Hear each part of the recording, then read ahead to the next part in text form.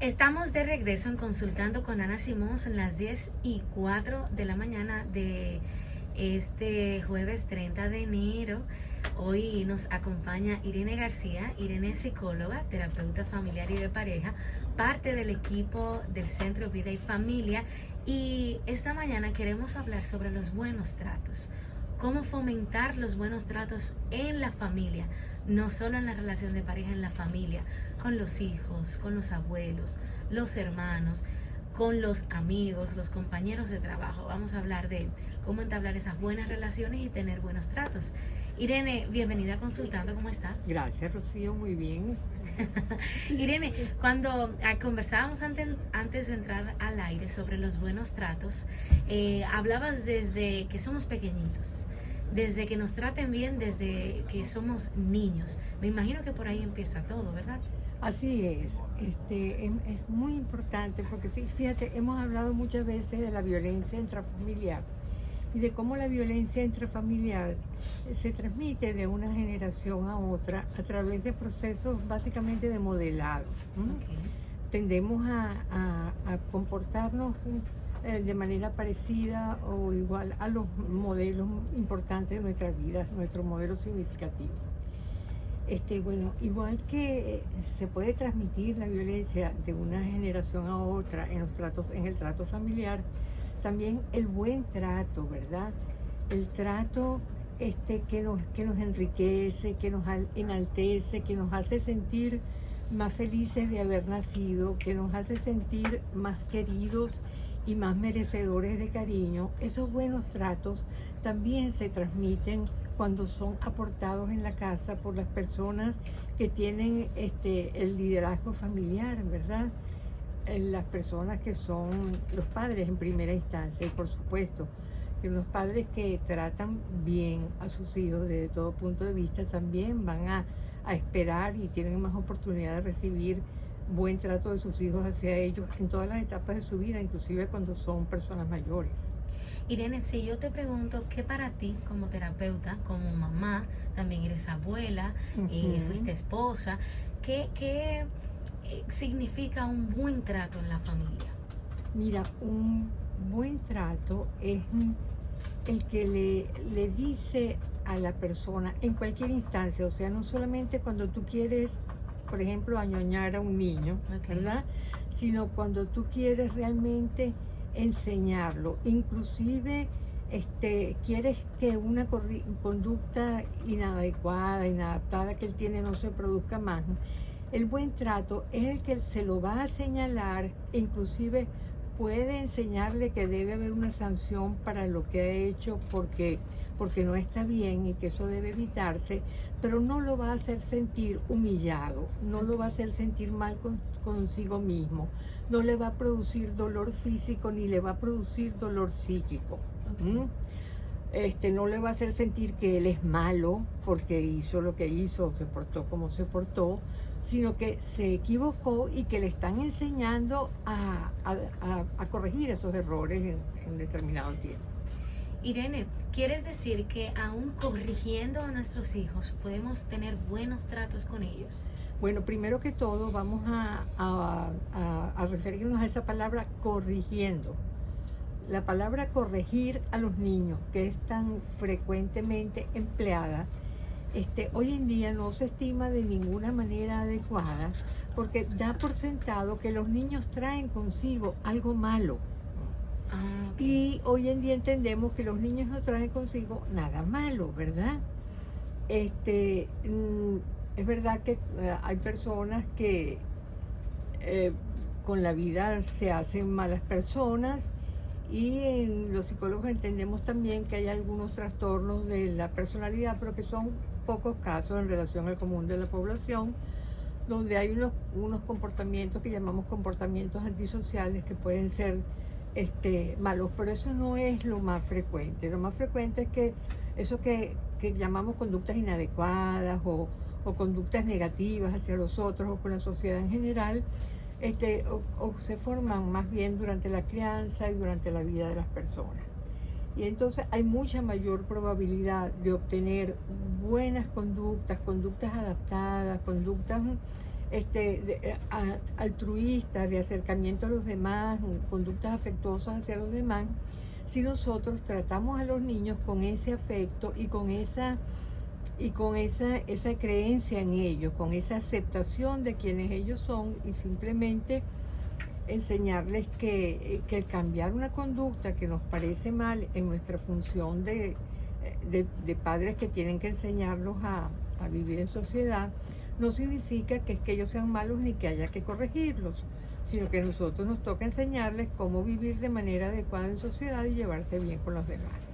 Irene, ¿y cómo podemos empezar a trabajar los buenos tratos con nuestra familia cuando vinimos de una familia que durante años y durante generaciones la violencia, como dices, corregir, incluso hasta golpear, no tomar en cuenta tu opinión, estar en relaciones de pareja abusivas fue completamente normal? Entonces, ¿cómo ahora comenzamos a tratar y a tener buenos tratos con nuestra familia?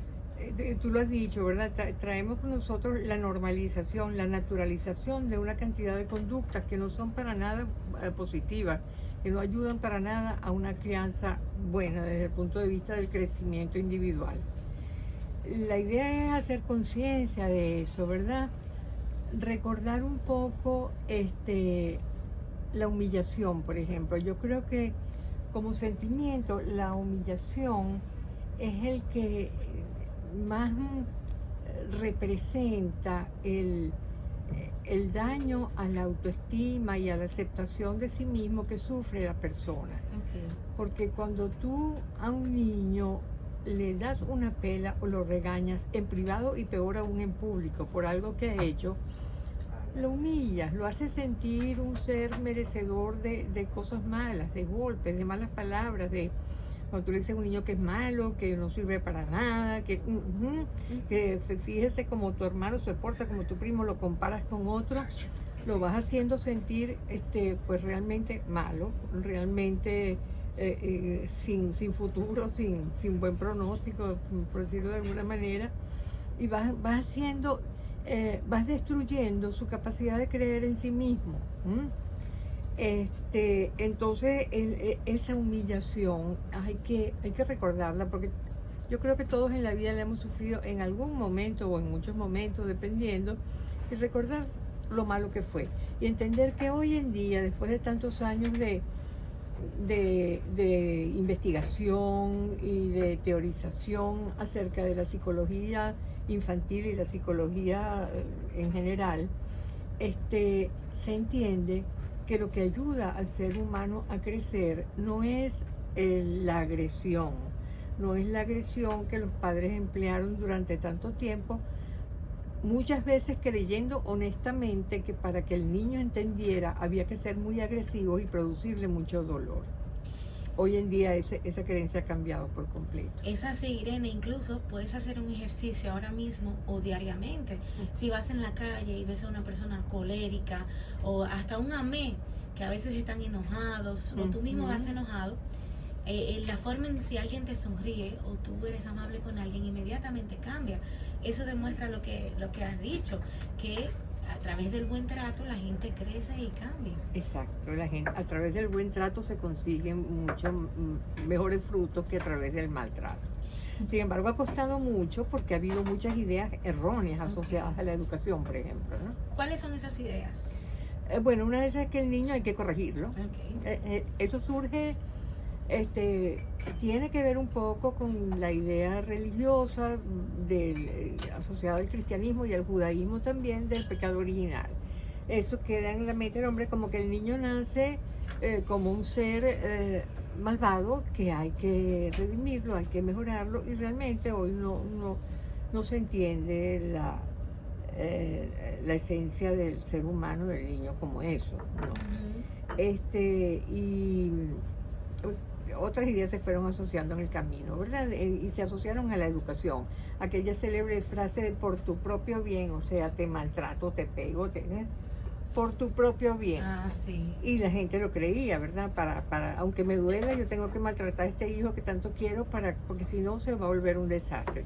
Y no es así. No, ¿verdad? incluso hay gente que todavía a esta altura, en el 2020, con muchísimo acceso a la información y también pruebas científicas de que los golpes hacen muchísimo daño, defienden de que a los muchachos hay que darle su chancletazo. Hay mucha gente que mira, eso es batuta y constitución, Irene, aún sabiendo el daño emocional y físico que le hacen a los niños, lo defienden. Así es. Y entonces tú encuentras muchas veces el argumento de, bueno, entonces hay que dejarlos hacer lo que les da la gana. No, o sea, nosotros seguimos teniendo como padres la responsabilidad, como padres o tutores de cualquier manera, ¿verdad? La responsabilidad de formar a esos niños porque ellos van a vivir en sociedad. Pero, como decíamos antes, sí hay que enseñarles, pero enseñarles cómo. La diferencia es el método para enseñarles. Okay. Hoy en día hablamos de que inclusive tú puedes sancionar de una manera no agresiva.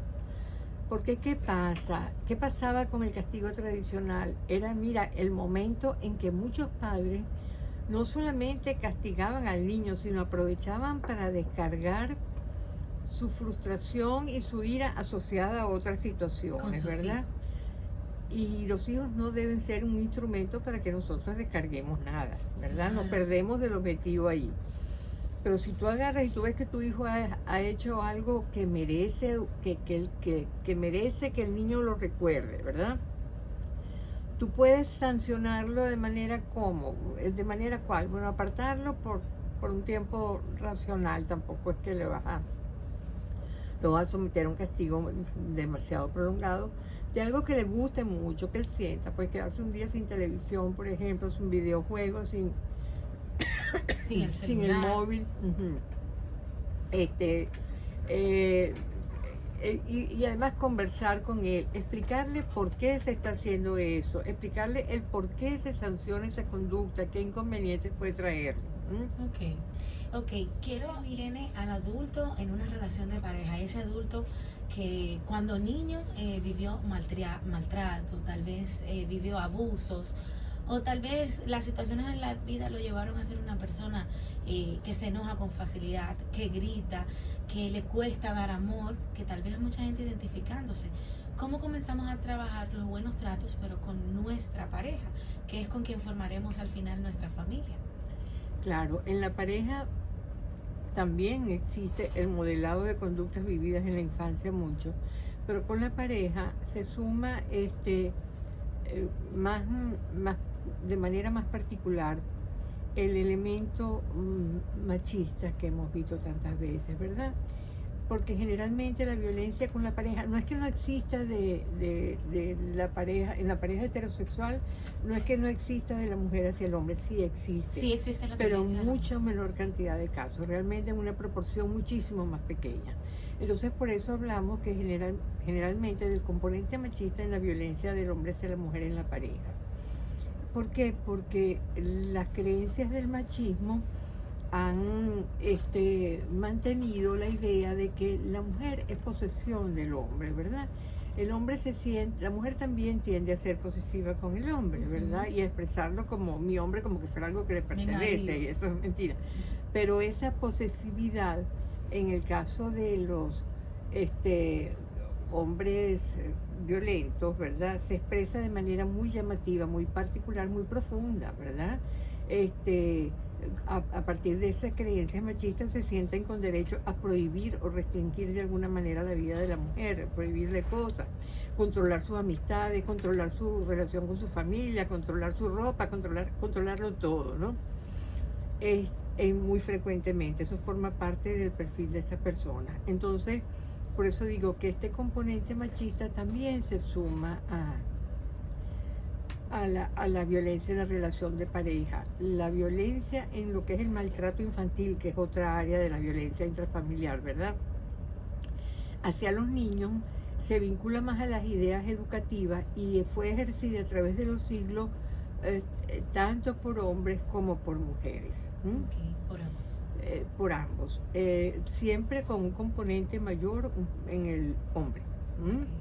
Porque siempre había un modelado mayor de padres. A la vez en estos hombres tendían más a modelar padres que habían sido maltratadores con los hijos, ¿no?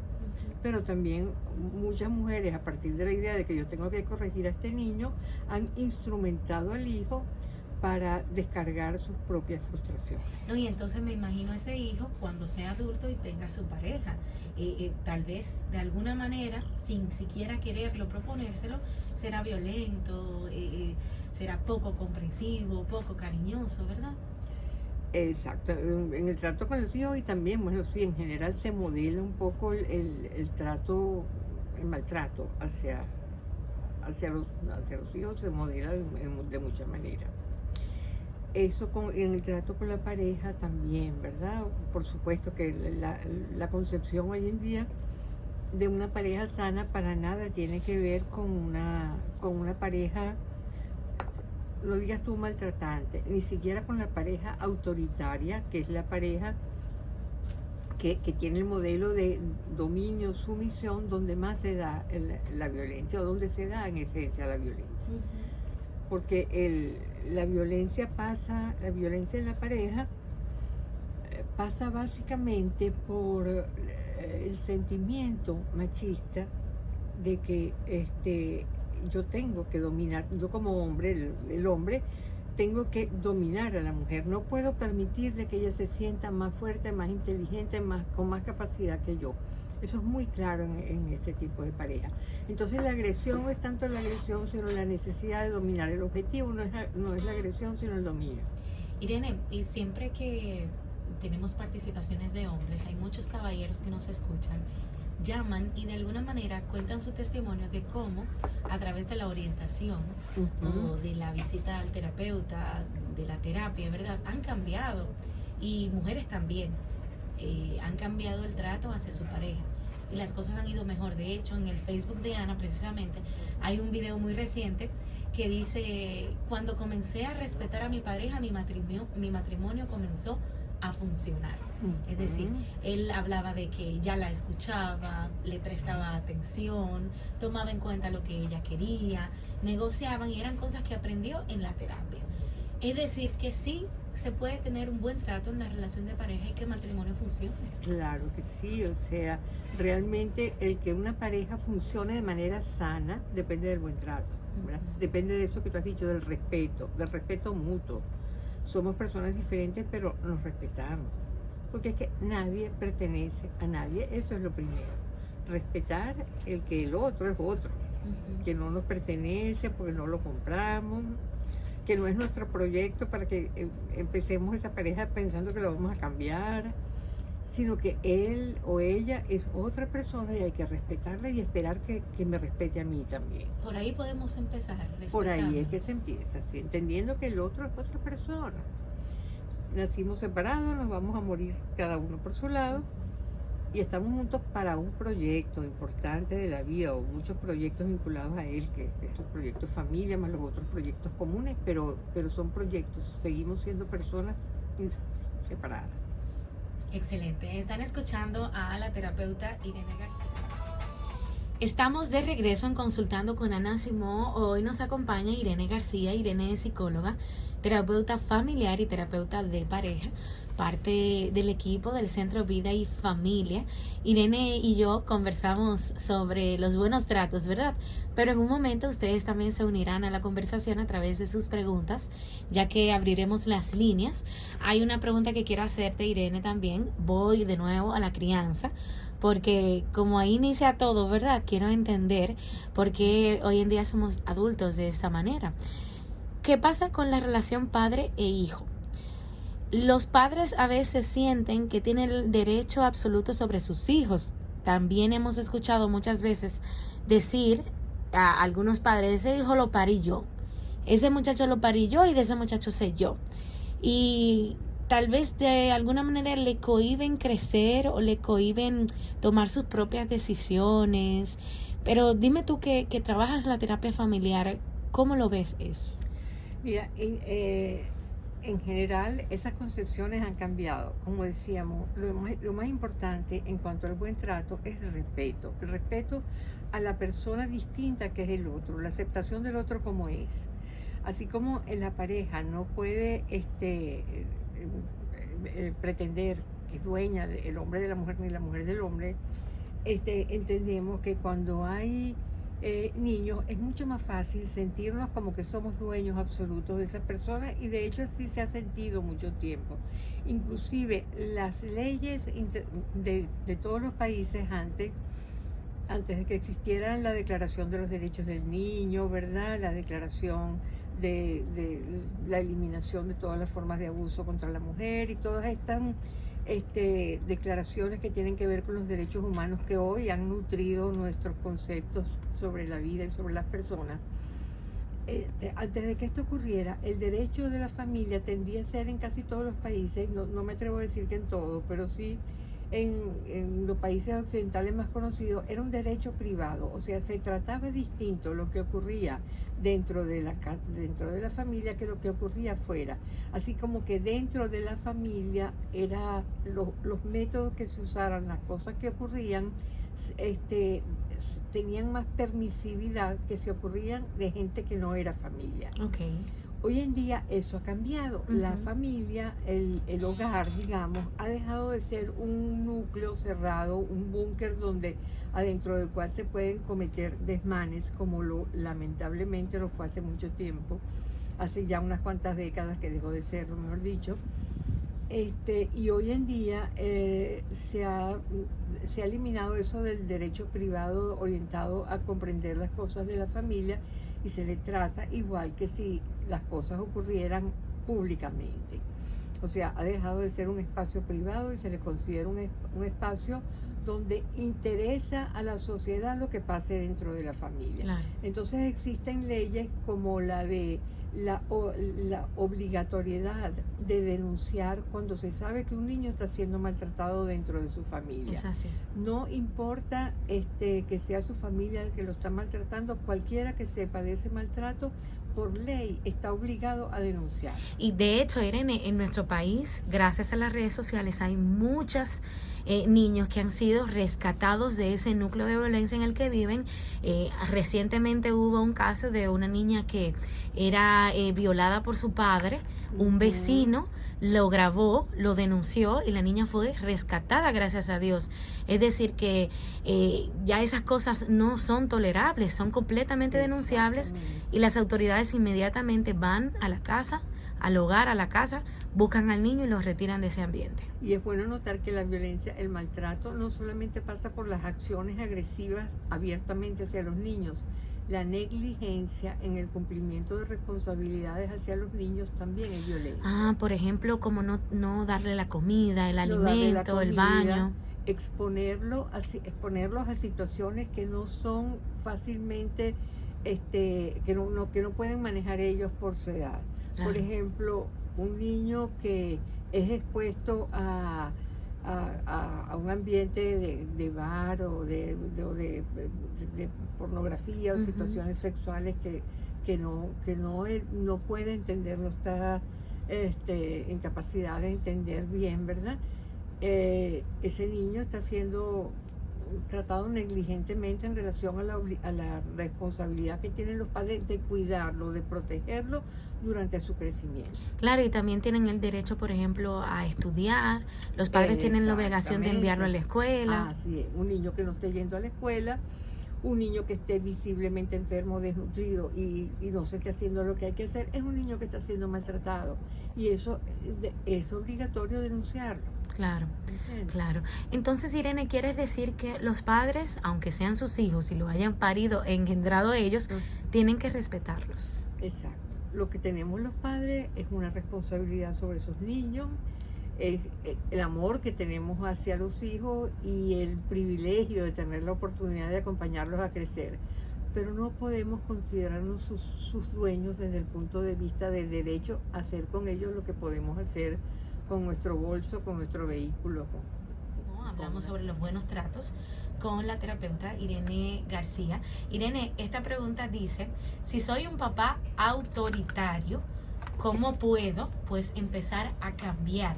Me imagino que se refiere a estos padres que el miedo es por donde hacen que los hijos los obedezcan, Irene. Exactamente, exacto.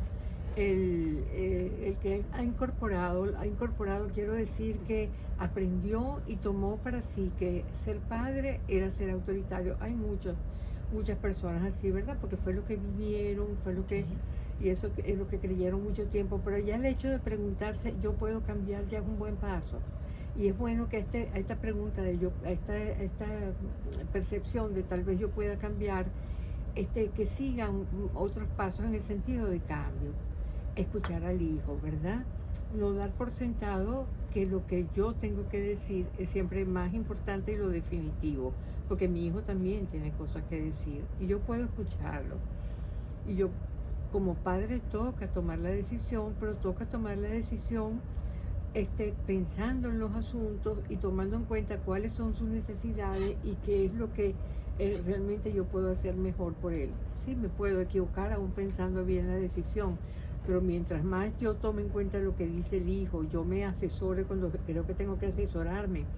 Me puedo asesorar con otros padres, muchas veces a quienes considero buenos padres, o con profesionales en relación a dudas importantes que tenga. Esa es una manera de cambiar. Escuchando estos programas, pensando lo que tenga que pensar, y como digo, asesorándose con otras personas, conversando en grupos de padres, en grupos de buenos padres, en grupos de padres bien asesorados y guiados cuando sea necesario por un conductor de grupo. Como lo que hay en las comunidades de las iglesias muchas veces, por ejemplo, o en las escuelas también, hay algunas escuelas que tienen grupos de padres. Irene, al principio mencionabas que a veces esos padres autoritarios o esas madres que viven todo el tiempo peleando, dando golpes, corrigiendo, diciendo malas palabras, tienen tal vez un problema de trasfondo, por ejemplo, un problema de personalidad, tienen una condición, están enfermos. ¿Es así? No quise decir eso, perdón si me di a entender mal. Yo lo que me refería era la concepción de que la gente es buena de nacimiento. Lo que dije, mira, sí, hoy los psicólogos, los clínicos, los psiquiatras sabemos que hay personas que tienen un problema de personalidad en la cual se consideran que hay inclusive componentes genéticos, ¿verdad? Porque no son tan dependientes de la crianza o de lo que viven en sus primeros años. Pero eso es el menor número de casos, quise decir, que en general, eso de que el niño nace malo o que el niño nace como un ser a quien hay que corregir es una idea errónea, ¿verdad? En general, los niños nacen bien, como tienen que nacer. Y se van formando, y se van formando a los padres. Y van aprendiendo de acuerdo a los padres, a todas las cosas que van a vivir en la vida, pero por supuesto que los padres son básicos y la crianza es básica. Claro. Ahora, que padres enfermos que maltraten, sí los hay, pero el mayor porcentaje de maltrato no proviene de padres con enfermedades ni físicas ni psicológicas. El mayor porcentaje de maltrato tiene que ver con ideas erróneas acerca del poder de los padres, de la necesidad de mantener poder sobre la familia y de las creencias erróneas en relación a la educación de los niños. Me encuentro aquí. Bien, te voy a leer esta pregunta. Dice ahora, a ver, sí. Dice, hola Irene, yo me crié con un papá maltratador, también era alcohólico. La verdad es que nunca sentimos el cariño de su parte. Él le fue infiel a mi madre y también nos abandonó cuando era pequeño. Ahora estoy tratando de tener una relación con él y ayudarlo. Lo que no quiero es repetir cada conducta que viví con él, porque me maltrató a mí y a mis hermanos pequeños. Yo tuve que hacerme cargo de mis hermanos desde jovencito y salir a trabajar. Mi mamá era una mujer enferma. Lamentablemente ya murió. Le agradezco su crianza, pero nunca conté con un papá afectivo, un papá sano, como dicen ustedes. Claro. Además del problema del alcoholismo, evidentemente este papá tenía otros problemas, ¿verdad? Porque el alcohol no produce la violencia, pero sí facilita que se produzca más rápidamente y con más frecuencia la violencia si hay una ingesta de alcohol muy frecuente. Pero este señor aparentemente tendría a ser un hombre violento, tiene el alcoholismo, que también es una enfermedad. Tampoco era un hombre con la madurez y la responsabilidad para hacerse cargo de unos hijos, además los abandonó. Y bueno, fue una relación bastante difícil, bastante problemática. Pero esta persona se ve que ha hecho una elaboraciones importantes de su propia situación cuando ella se preocupa porque percibe que podría correr el riesgo de repetir algunas conductas y no quiere hacerlo. Y como digo, eso es el paso más importante, ¿verdad? Y buscar ayuda cuando sienta que realmente corre ese riesgo, cuando sienta que se le hace difícil de repente controlar el malestar, la impaciencia, la frustración en el contacto con los niños, lo cual es fácil que ocurra, pero hay que lograr controlar estos elementos. Si ella tiene ese temor, es bueno que busque ayuda. Ok. Irene, y por ejemplo, ¿cómo pasar de ser un niño que fue maltratado, como este chico que acaba de exponer su pregunta, a un papá amoroso? Porque tal vez él dice que su papá no le dio cariño. Uno puede, cuando es adulto, entonces empezar a demostrar amor, si cuando chiquito no te lo dieron. Yo creo que sí, la Sí. prueba es que él quiere hacerlo, porque él no solamente tuvo este papá que no fue amoroso, sino que evidentemente él habla desde su propia necesidad infantil, lo que él percibió, lo que él recuerda de haber anhelado ese cariño paterno que no tuvo, ¿verdad? Y desde ese anhelo podemos identificarnos con los hijos, ¿m? Ok. Y sentir. Pero, como digo, en cualquier momento que sienta que podría correr el riesgo de una conducta inadecuada, pues buscar la ayuda. El cambio puede hacerlo.